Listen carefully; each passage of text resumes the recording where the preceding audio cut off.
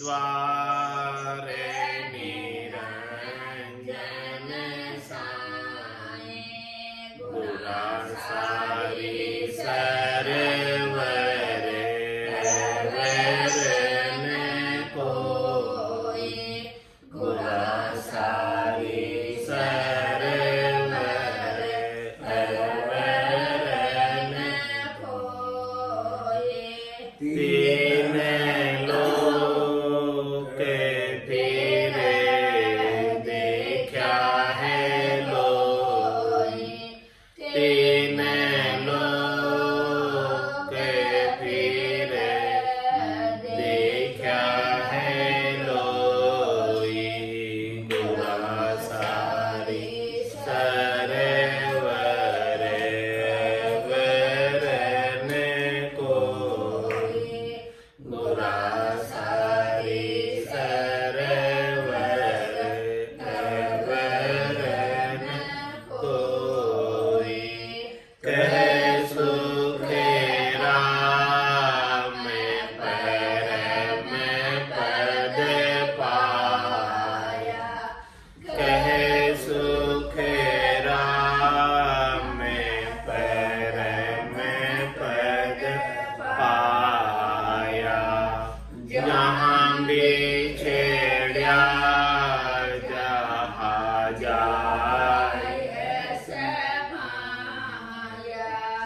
जहाँ बिछड़िया जहाँ जाए समाया गुरा सारी सरवर वरन कोई गुरा सारी सरवर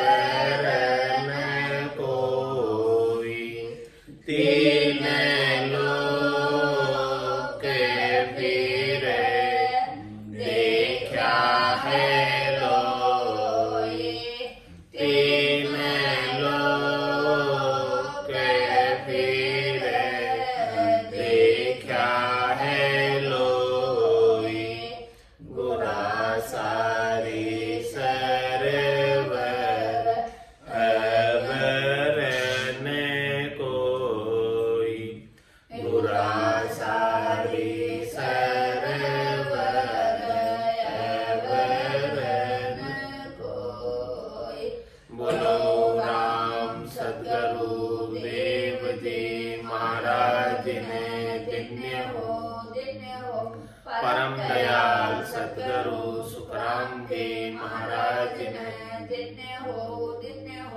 आनंद श्री सद्गुरु सुखराम जी महाराज के ज्ञान स्वरूप भगवान ने दिव्य हो केवली भगवंता ने जीवा तारण जहाज में मोक्ष के मालिका ने अनंत कोटि संतान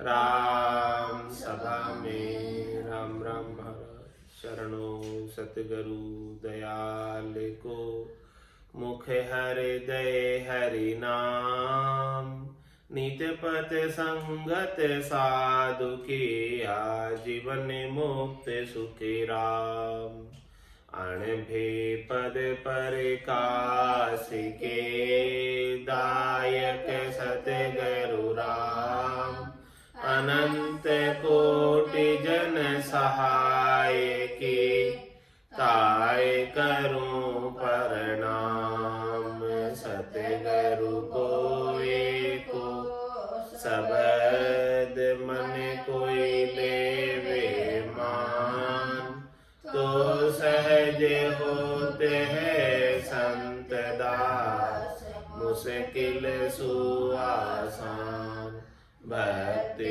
भक्त भगवंत गुरु चतुर नाम बपु एक जिनके पद रज परस नासत विघन अनेक सब धरती कागद करम सब वन कलम कटाए, सात समुद्र जाई, करऊं सतगुरु गुण लिख्या न जाय। राम राम राम राम राम राम राम।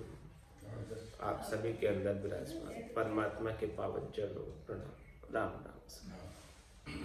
अनंत श्री सदगुरु सुखराम जी महाराज के अनबे वाणी भगत उपज का अंग आरंभ हो रहा है। महाराज इस अंग के माध्यम से समझा रहे हैं कि किस प्रकार से भक्ति किसी मनुष्य के गट के भीतर उत्पन्न होती है। भक्ति के उत्पन्न होने के पीछे क्या कारण है, क्या क्या चीजें अंग लक्षण अपने गट के भीतर क्या अपनी वृत्तियां बन जाए कि जिससे भक्ति अपने गट में उत्पन्न हो जाए और भक्ति के उत्पन्न होने से परमात्मा पद को प्राप्त कर ले, इस मनुष्य जन्म को सार्थक कर ले, सफल कर ले। जिस उद्देश्य से परमात्मा ने मिल्खा देह दीवी, उस उद्देश्य की प्राप्ति केवल और केवल भक्ति के उत्पन्न होने से, भक्ति के प्रकट होने से, भक्ति के जागृत होने से ही हो सकती है, इसके बिना संभव नहीं। इसीलिए ये अंग, भक्ति उपज का अंग, बहुत महत्वपूर्ण अंग है। इस अंग को अपने को समझना आवश्यक है कि भक्ति उपज होने के पीछे क्या घटक है। भगत भाव सो उपजे, सुनि जो सब संसार, जन सुख देव जी कहते हैं, सब विद वेद विचार।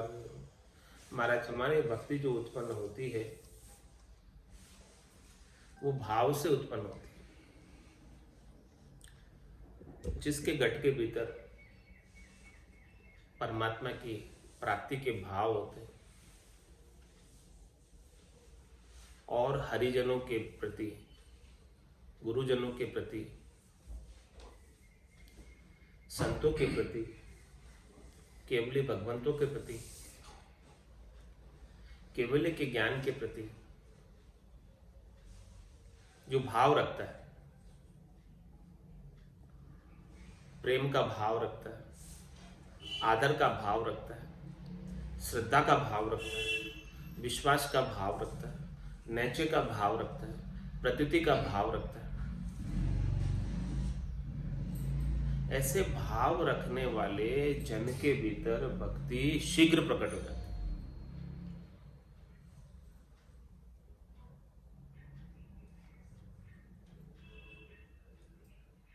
तो भक्ति उत्पन्न होने के पीछे सर्वप्रथम कारण क्या है कि अपना भाव होना।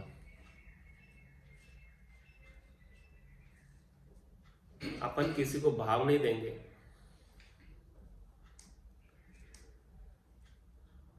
तो उनके गुण अपने अंदर नहीं आएंगे। जो सद्गुण उनके पास है, यदि आप उन्हें भाव देंगे, आदर देंगे, सम्मान देंगे, तो उनके सारे सद्गुणों का ट्रांसफर आपके अंदर हो जाए। तो भीतर के भावों की बहुत प्रधानता है। भीतर में किस प्रकार से आपके भाव बने हुए, और जिसके भाव शीघ्र बन जाते हैं। भाव शीघ्र किनके बनते हैं?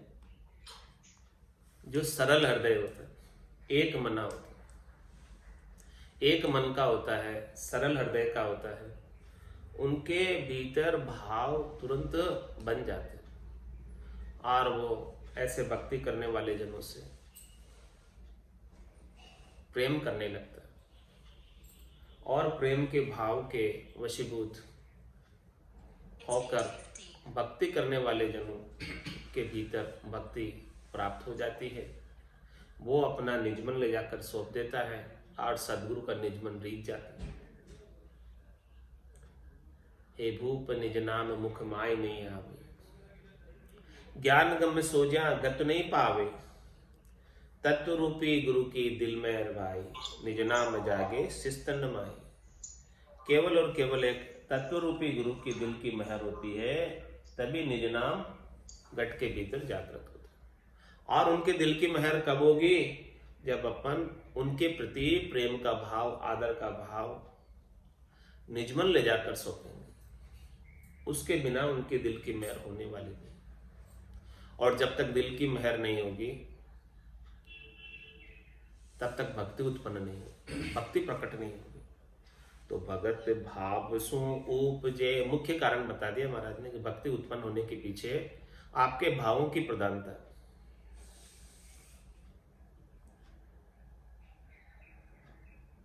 तो भगत भाव सु उपजे, सुन जो सब संसार। भाव ही नहीं होगा तो आप जाएंगे क्यों उनके पास?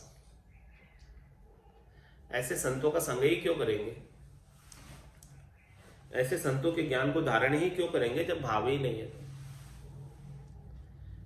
संग तब करेंगे, उनको सुनेंगे तब, धारण जब करेंगे जब आपके अंदर उनके प्रति भाव हो। बिना भाव के कुछ भी संभव। तो भगत भाव सु उपजे, सुन जो सब संसार। जन सुखदेव जी कहते हैं, सब विद वेद विचार। महाराज हमारे मैंने सब विधियों पर विचार किया है कि कौन कौन से विधि से भक्ति उत्पन्न होती है। मैंने वेदों का, सारे ज्ञान का भी विचार किया है। और फिर कह रहा हूं, यह सब सोच विचार कर कह रहा हूं कि भक्ति उत्पन्न होने के पीछे भाव ही मुख्य कारण। और जो ज्यादा समझदार होते हैं, ज्ञानी होते हैं, उनके अंदर भाव उत्पन्न नहीं होते। समझा सूडा पानडा और भोला निष्फल खाए। जो भोले होते हैं उन्हें निष्फल प्राप्त हो जाता है, क्योंकि उनके घट के भीतर भाव सहजता से उत्पन्न हो जाता है। भणिया सोच भरम ब उठे। हाँ, जो भण लेते हैं, पढ़े लिखे होते हैं, ज्ञानी होते हैं, विद्वान होते हैं, उनको बहुत भरम उठते हैं। उनके भाव बन नहीं पाते ज्ञान के प्रति। तो जब भाव नहीं बनता तो उन्हें मिलता नहीं। ज्ञानी अर्थ माई सो सोजे, यो अर्था सु न्यारो। क्यों कर मिले पंडित को शायद सत्स्वरूप विचार। ऐसा सत्स्वरूप का विचार पंडितों को और बड़े बड़े ज्ञानियों को नहीं मिलता। इसका कारण है कि वो अपने भाव इस ज्ञान के प्रति बना नहीं पाते, क्योंकि उन्हें अपने ज्ञान का अहंकार होता है, अपने 52 अक्षरों के जानने का अहंकार होता है। तो जब तक भाव नहीं बनेंगे तब तक सदगुरु का निजमन नहीं रीजेगा और आपके गट के भीतर निज नाम जागृत नहीं होगा। तो भगत भाव सु उपजे, सुन जो सब संसार। जन सुखदेव जी कहते हैं, सब विद वेद विचार। सारी विधियां का विचार किया है। सबसे बड़ी विधि भाव है। प्रथम विधि भाव। भाव के अभाव में कुछ भी प्राप्त नहीं होगा। भाव ही नहीं है तो क्या प्राप्त होगा, कैसे प्राप्त होगा? और इसके बाद दूसरा भक्ति उत्पन्न होने का कारण, प्रथम भक्ति उत्पन्न होने का कारण बता दिया। तो जो भावुक जन होता है, जो भावनाओं में बह जाता है, उनके घट के भीतर भक्ति तुरंत जागृत हो जाती है। और जो कठोर हृदय का होता है, उनके घट के भीतर भक्ति जागृत होने में समय लग जाता है। तो प्रथम दया विचारिये, छूटे कड़वी बाण। तो भक्ति सुख राम कहे, जग तद उपजे आण। और दूसरा कारण भक्ति उत्पन्न होने में, प्राणी मात्र के प्रति दया का विचार करो, सबके ऊपर दया पालो और किसी को कष्ट पहुंचाने वाली वाणी का उपयोग करना बंद करो। छूटे कड़वी बाण। जब दया होगी घट के भीतर तभी कड़वी बाण छूट सकती है। दया ही नहीं होगी घट के भीतर तो कड़वी बाण तो निकलने वाली है, वो छूटने वाले नहीं। दया के विचार से ही कठोर वचन, निष्ठ वचन, कड़वे वचन, उनके ऊपर दया करते हुए, कृपा करते हुए, क्षमा करते हुए उच्चारित नहीं होंगे, नहीं बोले जाएंगे उनके। तो प्रथम दया विचारिए छूटे कड़वी बाण। कड़वे वचनों को बोलना छोड़ना है तो दया का विचार घट में होना आवश्यक है प्राणी मात्र के प्रति।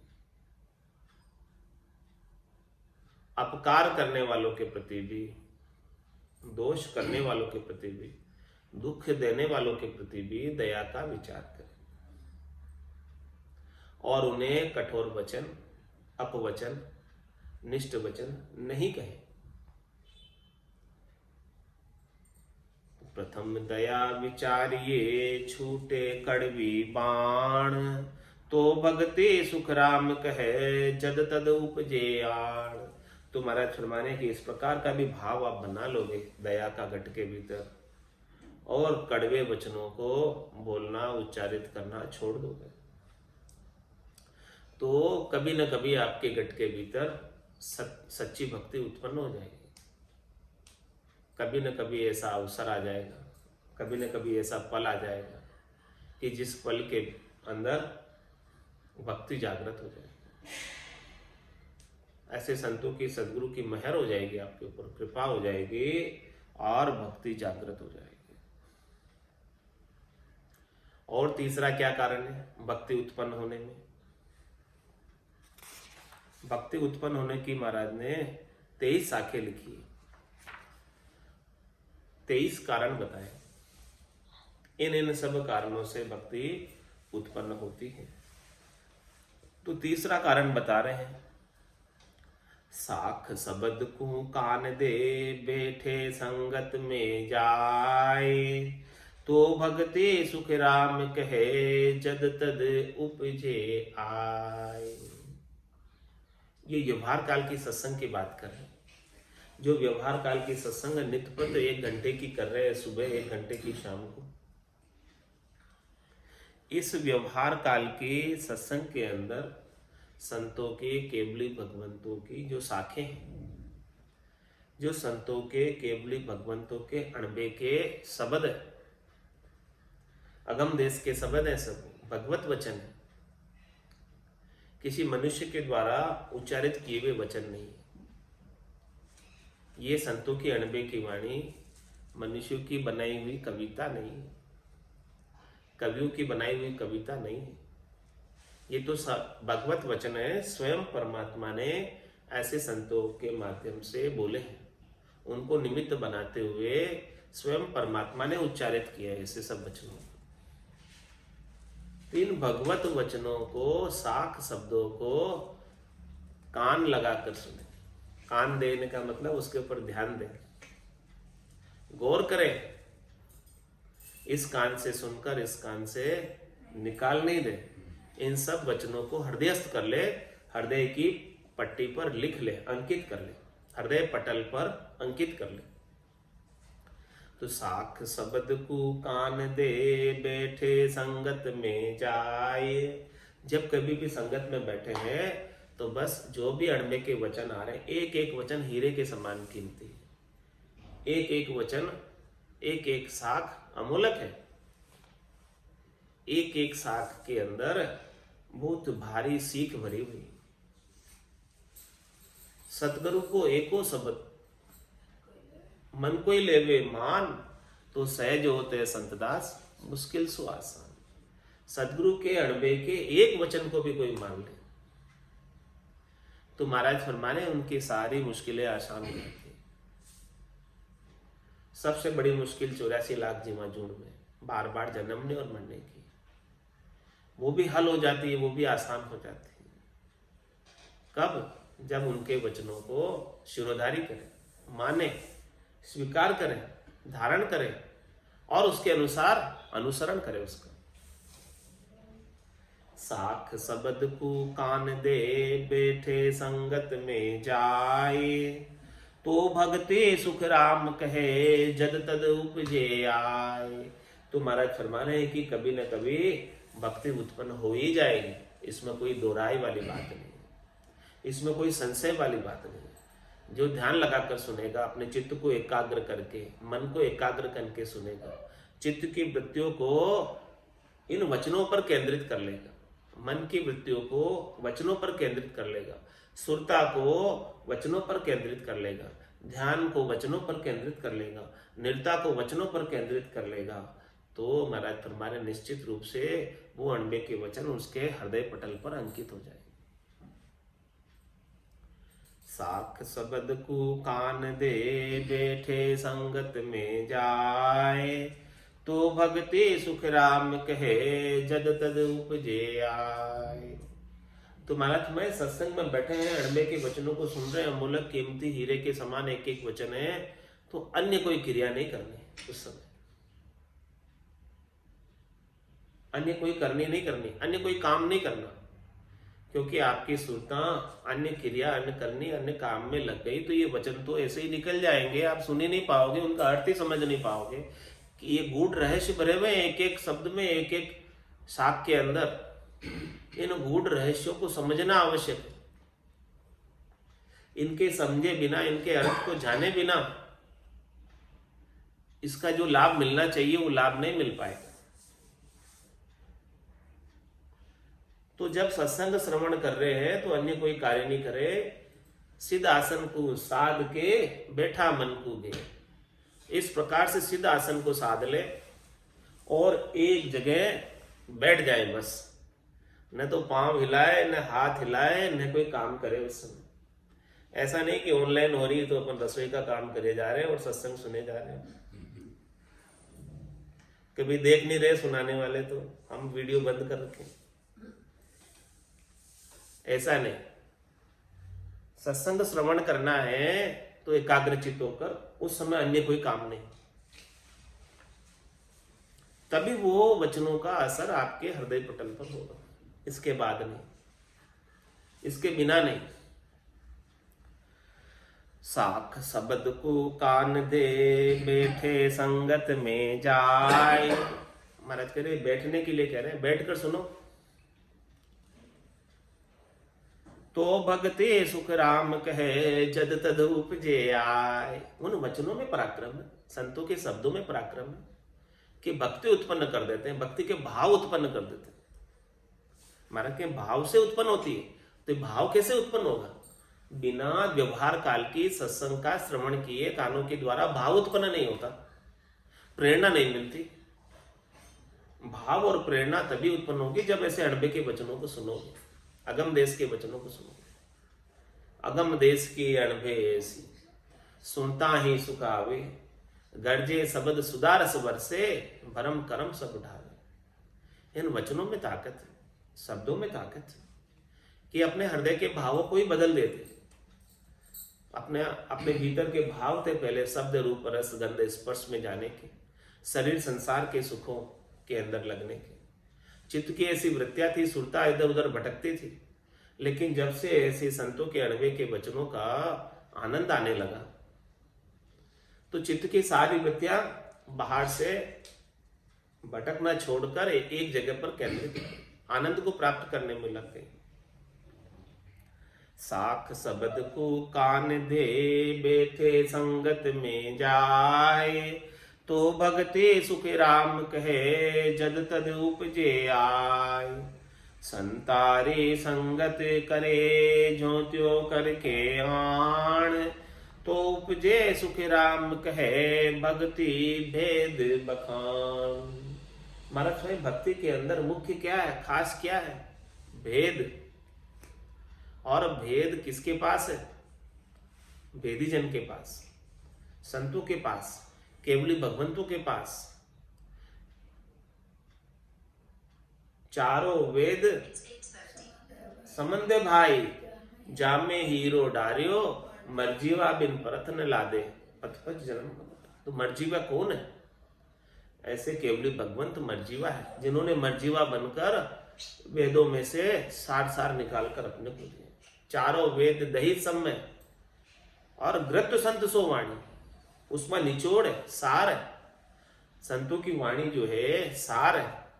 तो ऐसे संतों की वाणी का श्रवण करके उनसे भेद प्राप्त कर ले भक्ति का, कि किस प्रकार से भक्ति की जाए, किस प्रकार से साधना की जाए। तो कब मिलेगा? जब संतारी संगत करें। ऐसे संतों की, केवली भगवंतों की संगत करेंगे तभी मिलेगा, इसके बिना मिलने वाला नहीं। संतारी संगत करे जो त्यों करके आण, कैसे न कैसे करके संतों की संगत कर ले, किसी भी प्रकार से हो जाए, बस हो जानी चाहिए संतों की संगत। तो उपजे सुखी राम कहे भक्ति भेद बखान। तो महाराज हमारे भक्ति का भेद मिल जाएगा संतों के पास से, और संतों के पास से जब भक्ति का भेद मिल जाएगा तो भक्ति जागृत हो जाएगी। बिना भेद के भक्ति जागृत नहीं होती है। हर एक चीज की विधि होती है, तरीका होता है, भेद होता है।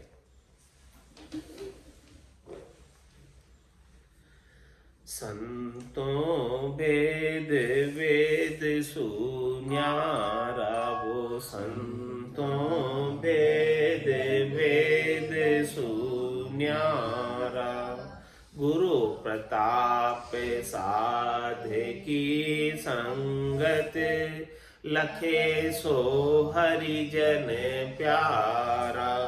गुरु प्रताप साध की संगत, लखे सो हरिजन प्यारा। वो संतों भेद वेद सुन्यारा। तीनों चूरे पांच को पकड़ो, तीन दो ये बिन नहीं सारे।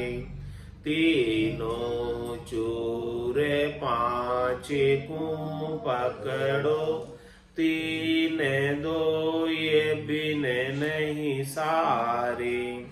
धरती ताक करे निशानो, चोट चोट पे मारे। धरती ताक करे निशानो, चोट चोट पे मारे। वो संतों वेद वेद सुन्यारा। वो संतों वेद वेद सुन्यारा।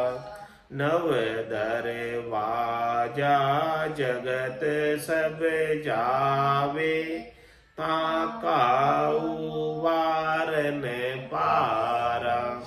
नव दरवाजा जगत सब जावे, ताकाऊ वार न पारा। दस वो जाए उगाड़े कोई, सो है गुरु हमारा। दस वो जाए उगाड़े कोई, सो है गुरु हमारा। संतों भेद वेद सुन्यारा। संतों वेद वेद सुन्यारा। खट रस कंवल पूरब दिस बींदे, छेही पीछ में दिस खोले।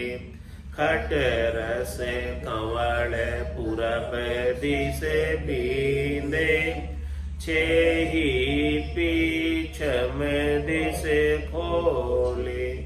बंक नाल होए उलट समावे, तो अणभेवाय के बोले। बंक नाल होए उलट समावे, तो अणभेवाय के बोले। वो संतों वेद वेद सु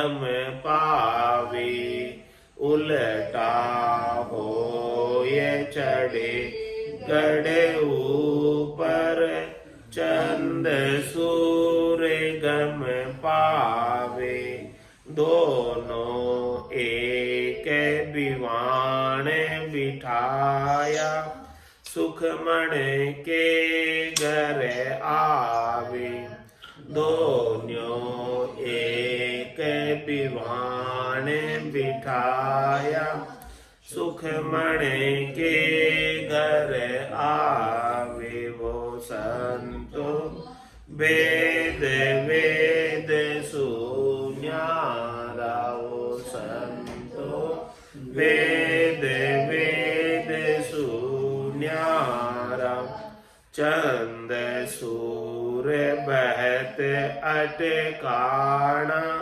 ओहु में सोहु समाया, चंद सूर्य बहत अटकाना, ओहु में सोहु समाया, जन सुख राम उलट चढ़ आगे, देव परस बिन काया, जन सुख राम उलट चढ़ आगे, देव परस बिन काया, वो संतो वेद वेद सुन्यारा, वेद वेद सुन्यारा, गुरु प्रताप साध की संगत, लखे सो हरि जन प्यारा, गुरु प्रताप साध की संगत, लखे सो हरि जन प्यारा, वो संतो वेद वेद सुन्यारा, वो संतो वेद वेद सुन्यारा। बोलो राम सद्गुरु देव जी महाराज ने, परम दयाल सद्गुरु सुखराम देव महाराज ने, अनंत श्री सद्गुरु सुखराम देव महाराज के ज्ञान सस्वरूप भगवान ने, केवली भगवंता ने, जीवा तारण जहाज ने, मोक्ष के मालिका ने, अनंत कोटि संतान, राम सभा में